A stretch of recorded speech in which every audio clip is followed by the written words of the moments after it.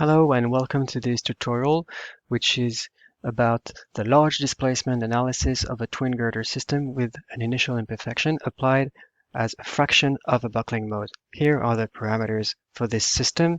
I'm going to go really quickly here over the geometry and properties of this bridge because it's pretty simple and you know all these forms already. So it's a simply supported twin girder system.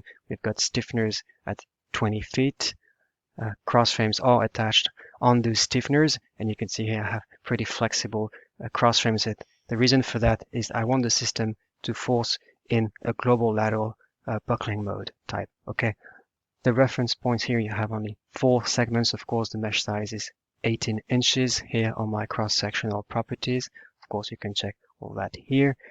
I have this profile number 1 for all the segments. I am turning on everything here. So everything here is pretty standard and default. Okay, so you don't have to worry about this. These are the default assumptions made by the program.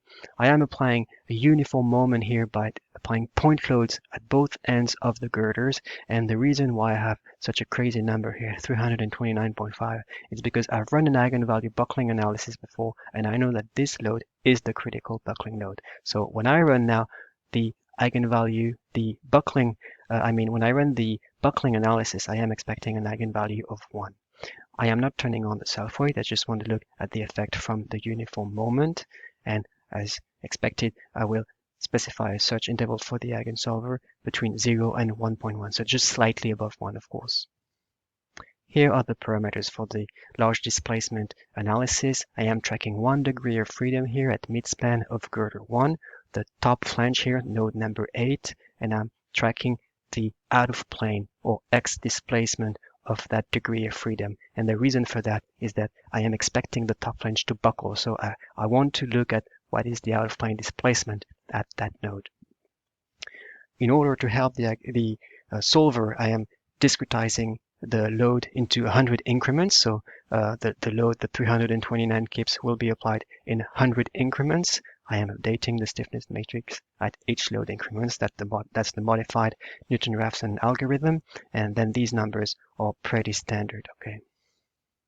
I can run the model, but it's already run. So let's instead go to the viewer.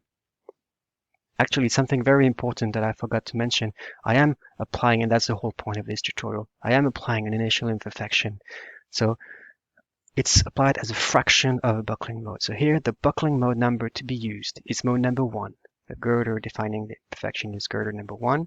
The location to define that fraction is, we'll say it's at midspan on node number 8, so the top flange node.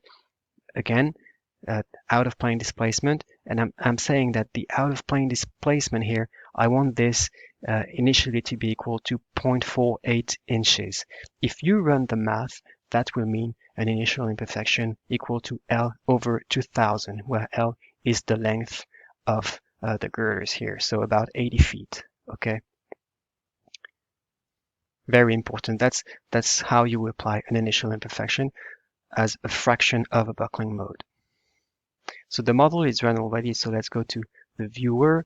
We can see the plate thicknesses. You can see the uniform spacing on the cross frames. You can see how the loads are applied. That will create a uniform moment. So the linear elastic solution here have a displacement of 4 inches maximum at midspan, of course. And if we just go to 1 here, you can see that the out of plane displacement, or UX, is tiny. It's absolutely tiny. Of course, without an initial imperfection, you will have only vertical deflections.